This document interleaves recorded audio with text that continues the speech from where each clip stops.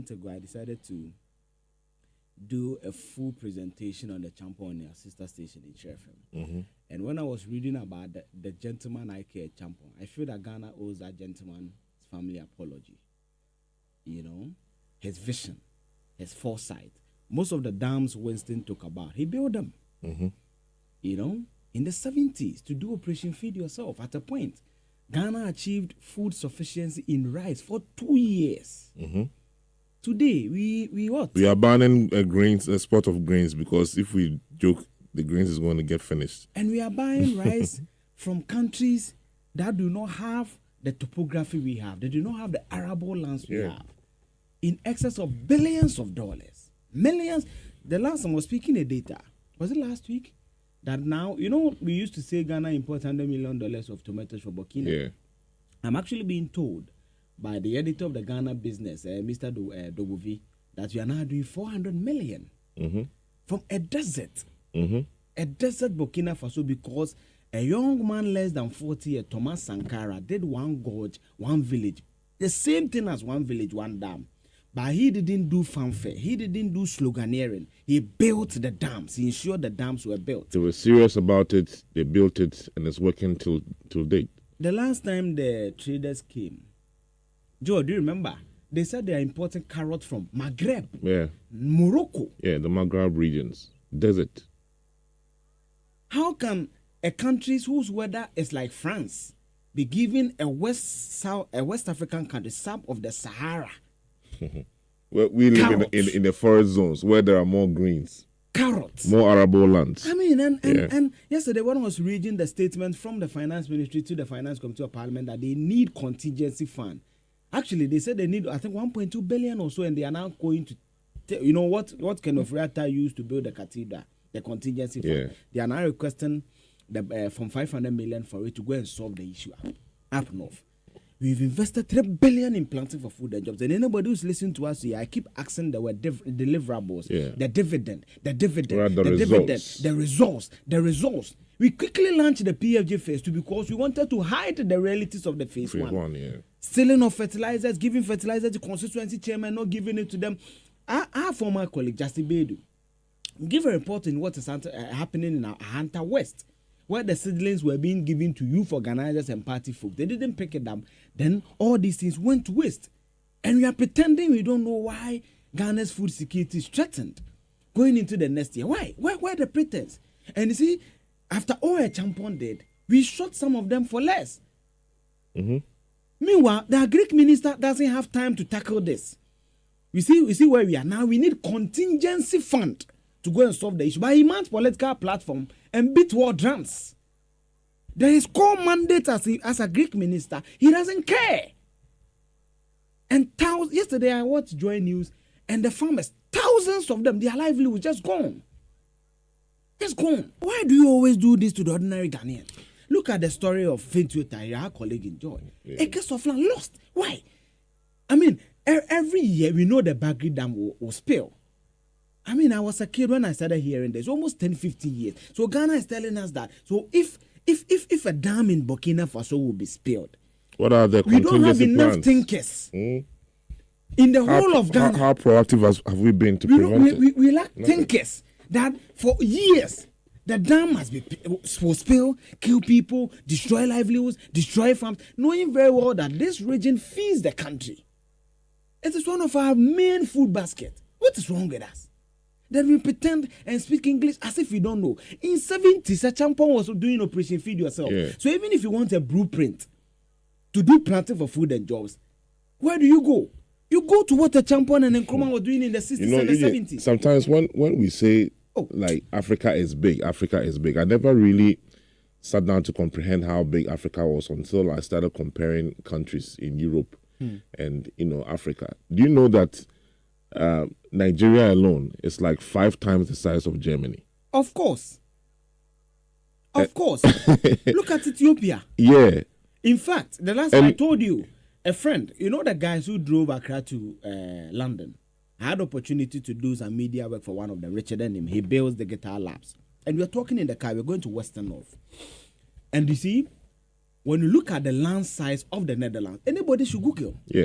It's just like the northern region. It is in the top 5 food exporting countries. Yeah, in the world. The Netherlands. Yeah. Compare the weather conditions. I did climate science. Compare the weather conditions in the Netherlands and compare to the northern region. I mean, we have the largest, is it the third or the second? The largest man-made lake in the world. We cannot dam the Volta region to produce food for us to export. What is wrong with us? That we have to import in excess of $400 million in tomatoes from Burkina Faso, a pure desert.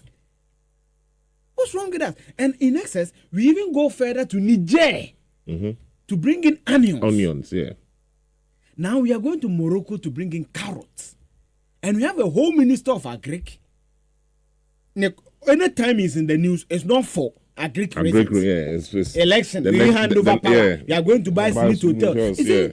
Charlie, we need seriousness going into the new year. We cannot keep... See, these farmers, some of them, they are capital.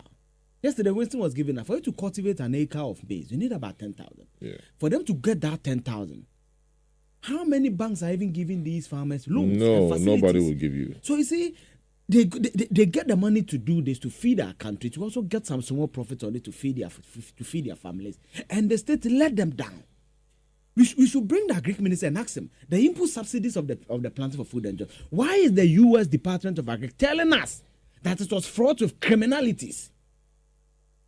The Sisala West MP, who Malek Basintali caught on GH1 on was putting the questions to him. You saw his answer. Subsidies for his people, he has monopolized it and it's for his entire family, to the detriment of the very people who need these subsidies to be able to farm, feed us, and produce food for us. What is wrong with that? Then we sit in a cramp. It's just like the Galamsey thing. You enter the stream you're talking about. By now, the turbidity level waters they are presenting to Akufo-Addo and Bawumia.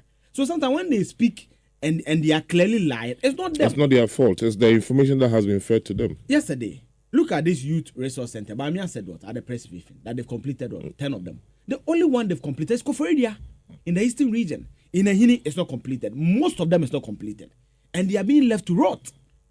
The only one completed is the one at Koforidua, the eastern regional capital.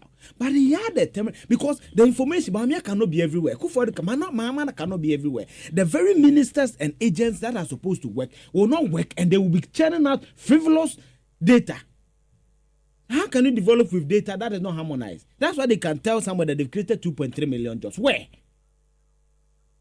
About the dams, the last man I read to you, they said they've completed 400 of the 520 dams.